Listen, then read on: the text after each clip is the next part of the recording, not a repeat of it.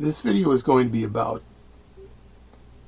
exactly what it looks like to see me painting, looking over my shoulder.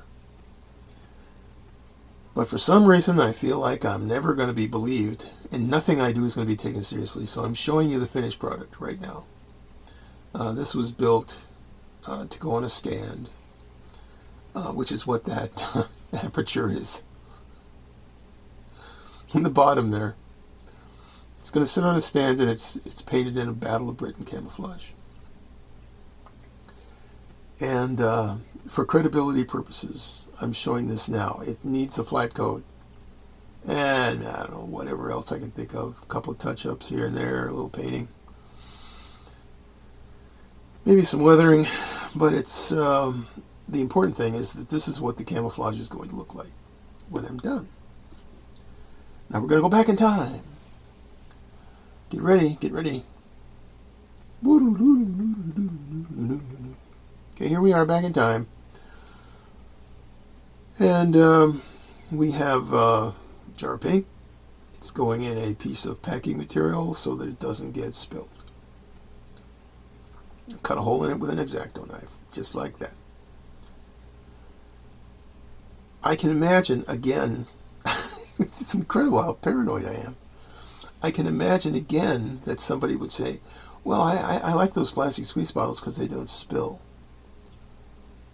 So you see what I'm doing here? I'm dealing with that objection.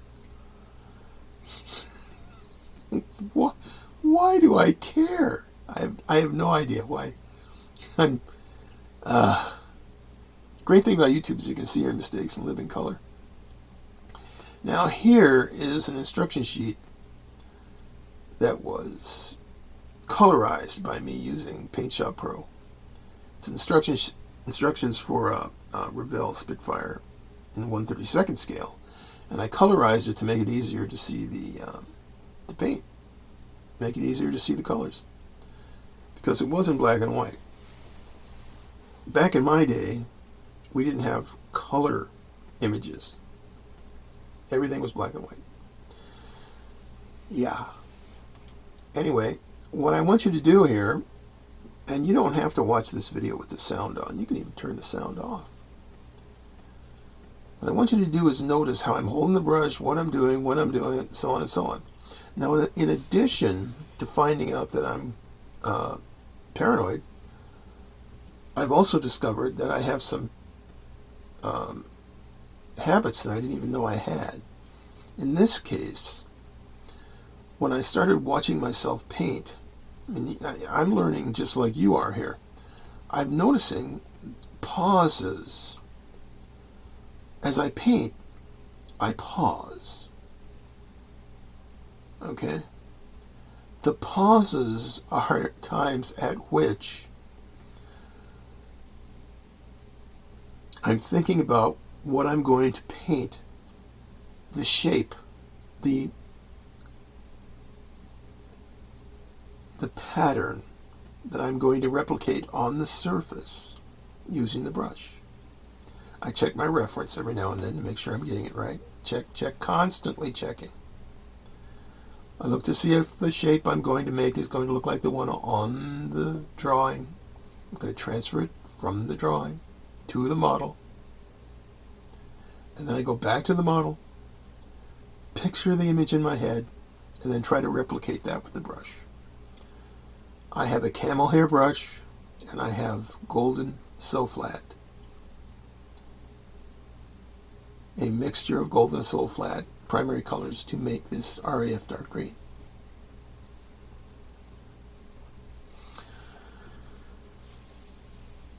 I realize there are people who can't visualize things in their minds. I've seen this on YouTube, and I'm incredibly interested in this. But we're not talking about that right now, are we? No, as a matter of fact, what we're talking about is something else I'm paranoid about, which is the gray color of the model. You can call that primer if you want to. I don't care. What it is polyscale. Polyscale, medium, sea gray. And I just paint it on there so I can see what the surface looks like, make sure everything looks copacetic, before I start painting. The other thing, there's yet another thing that I'm paranoid about, and that is that, as you can see, my hand looks like the hand of Boris Karloff in The Mummy. And you might be inclined to think that I'm in fact a resurrected 5,000-year-old Egyptian brought back to life by a necromancer for purposes of revenge.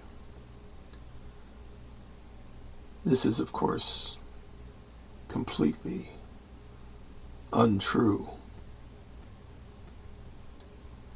However, if you happen to know the names and addresses of any of the officials at the Egyptian Museum of Antiquities, leave it in the comments.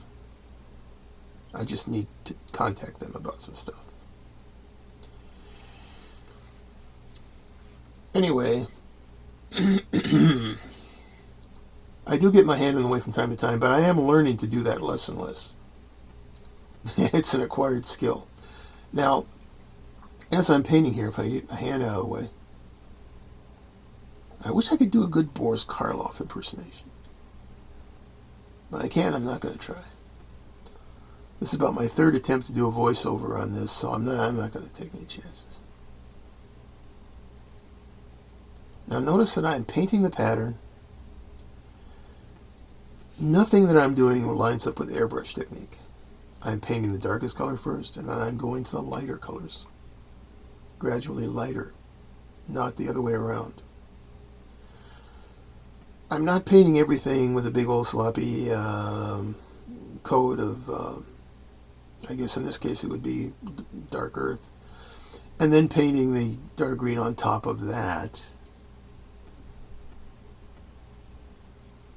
I'm not going to say lazy, okay? I'm not going to say that. Take notes, kids. That's how you say something without actually saying it. Get hauled into court, you can always say, I didn't say it.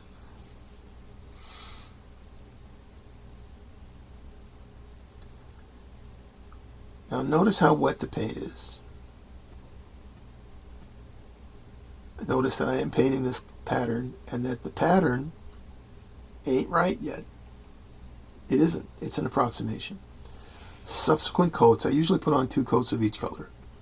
Subsequent coats will result in reasonably correct patterns. At this point, I would like to point out that I did show you what it looks like when it's finished, so that you'll know. Now, I just made a mistake there. I took that line all the way down to the trailing edge of the wing. That was a mistake. But I'm going to fix that later on by simply painting over it with the darker.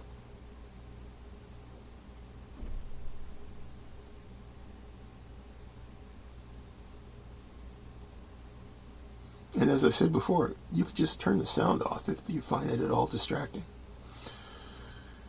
If you're frightened by the reference to mummies, I don't know if I should have put a mummy trigger warning on this.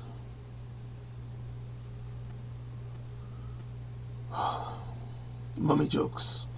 They're endless. Truly, if you want to do some interesting reading, read about mummies. I'll tell you, you can start on Wikipedia and just take it from there. It's... yeah. Anyway, I had already painted the frames on the canopy before I started this. This isn't the canopy frame painting video. This is the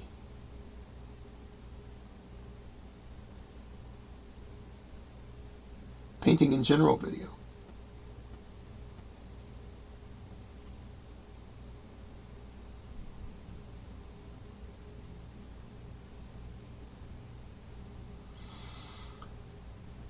I got the idea to do this when I was watching another video someone made about painting, and they showed exactly this kind of thing, this up-close brushwork. But it wasn't anything like my technique whatsoever. It was very odd, I thought. And I couldn't figure out how they would ever have the flexibility to be able to use that technique to paint a lot of different colors, a lot of different types of application. It looked like they could do just basically one thing. They could paint large areas. That was it. And it just didn't look to me like a flexible and appropriate way. But since I did not at that time have a video up showing how to do it a better way, well, I just felt bad. So here we are. We're looking at a better way. As you can see, I'm trying to get that out of the way. I'm trying to get the model itself out of the way so that I can look at the drawing and copy it. However, due to the fact that I constantly have very limited space, and that's not entirely because I'm doing YouTube, it's just limited space, and because of that, I ended up not looking at the correct part of the drawing, and I missed something, and it again led to another error. It's on the right side of the fuselage, just after the cockpit. It should go back further, if that makes any sense. Anyway, again, the key takeaway here is if there is an error of any kind, you can just paint over it, because every time you are painting another coat of another color, your mission is going to be to improve the overall look. If something looks like it's a little bit too narrow, too wide, you fix it. If it looks like it's not quite reflecting the glorious symmetry of the original pattern, then you just get in there and make it work.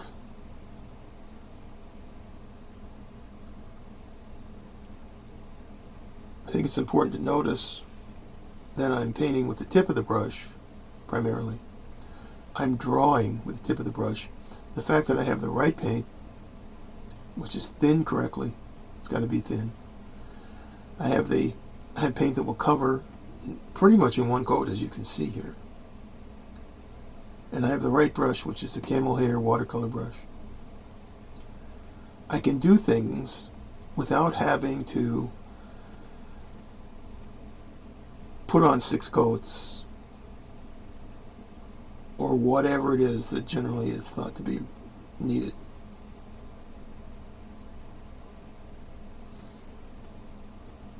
Okay, now we're moving on to the dark earth, and every time, if I apply 2 coats of dark green and 2 coats of dark earth, that will give me 4 opportunities to make it better. So if you're a perfectionist like I am, I fight it every day, believe me, and you have some other neurosis, I don't know, OCD or something, and you're trying desperately to get this perfect, you have 4 opportunities to get it right. Also notice, once again, this paint is just amazing. I am not putting it on super thin. I am not making any effort to smooth it out. I think the speed of the brush strokes, the method I'm using, is important. I don't even know myself just exactly how important this is until I see it by looking at the video.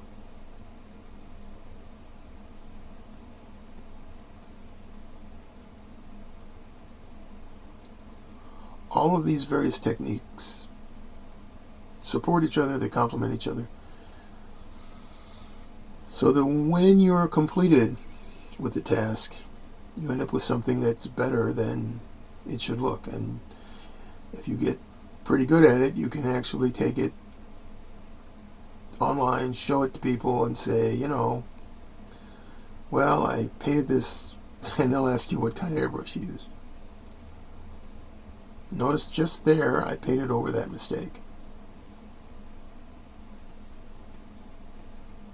Now, it is kind of important because the speed I'm going here, it's kind of important that we don't have a phenomenon called reactivation.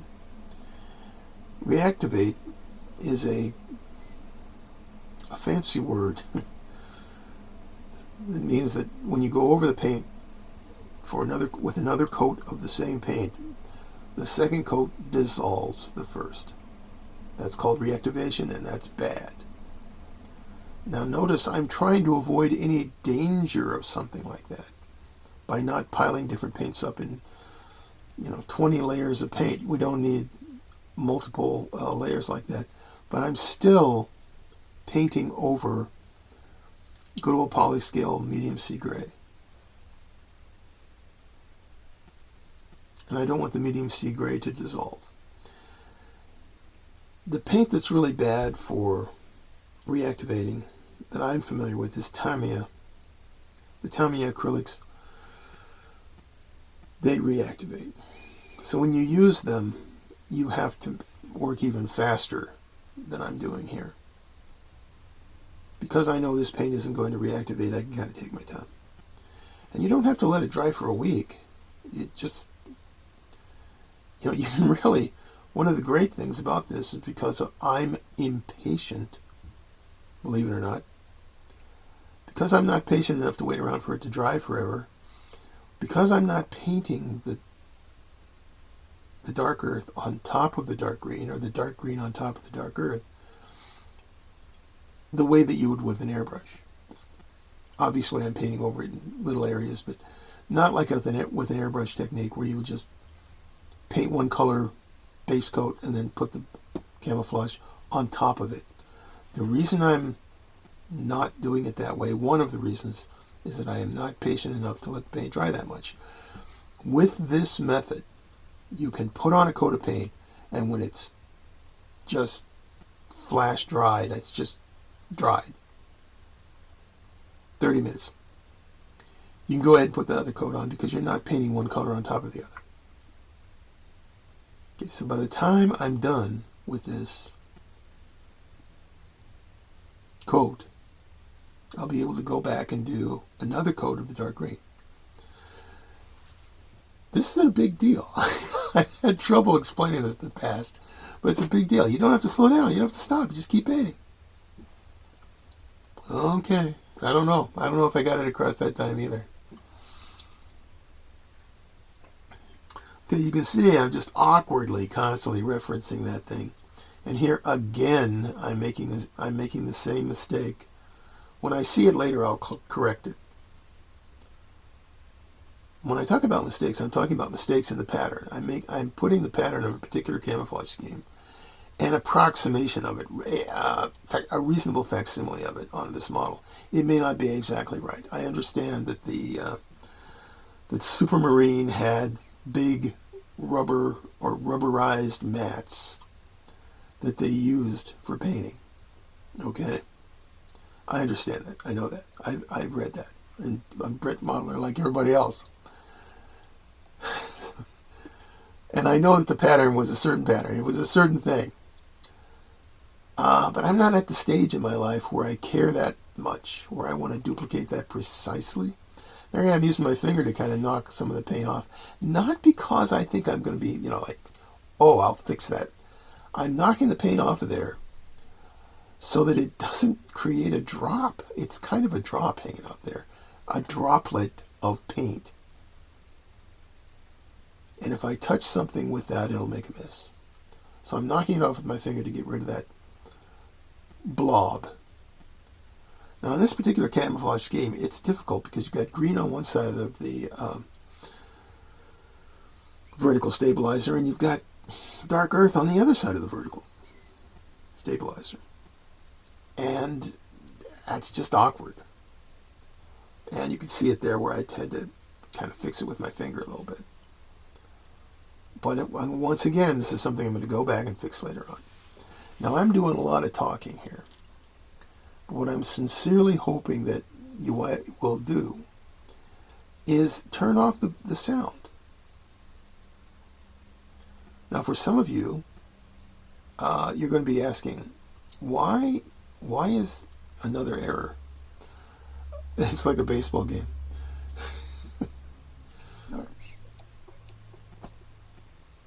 you're going to be asking yourself, why am I doing all this at real time? Why don't I speed it up the way that everybody does the time lapse? Because I think it's important to see how fast it actually happens in real time. If I weren't trying to show you how to do it, I could speed it up by 3 or 4 times. And then it would be a more impressive event for the youngins. You know, the amazing Dr. Brush Painter and his sideshow carnival.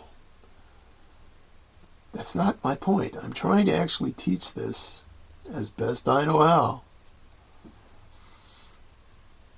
So I'm not just trying to impress people. I just don't want to hear oohs and ahs like, oh, that's great.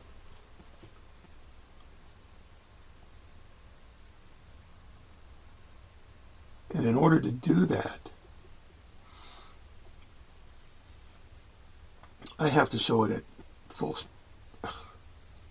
at actual speed. Why there are so many time-lapse videos on YouTube, I have no idea.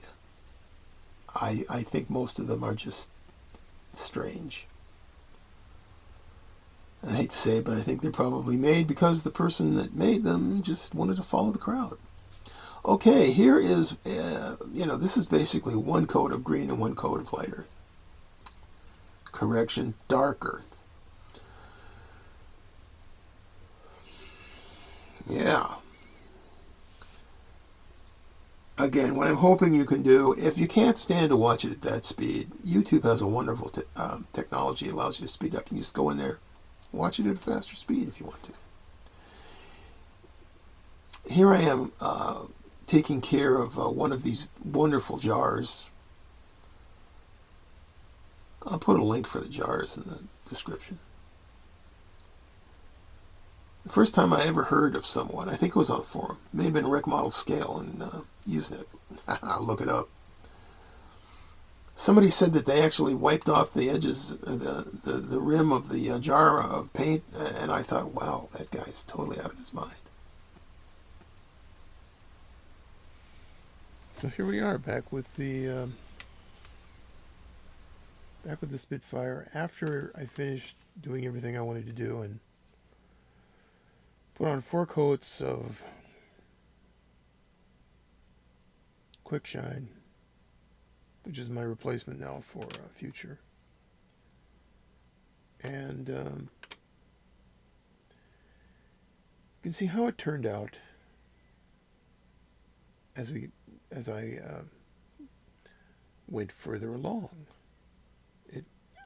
Come on now, that's cool, right? Let's do this. Let's do it.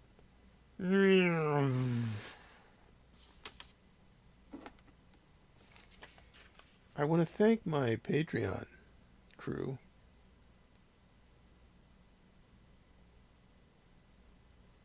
Ladies and gentlemen, the Patreon gang.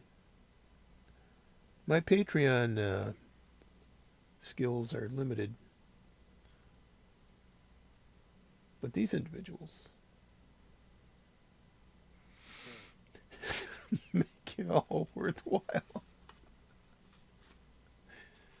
Oh man, you guys, you're all right. So that wraps it up for this video. Long voiceover, challenging for me to try to do things and talk at the same time. Chew gum, for example. All my references are out of date. All my work is my own. And all my videos are up to speed, above average. All right, check out what's on the screen, and we'll see you later.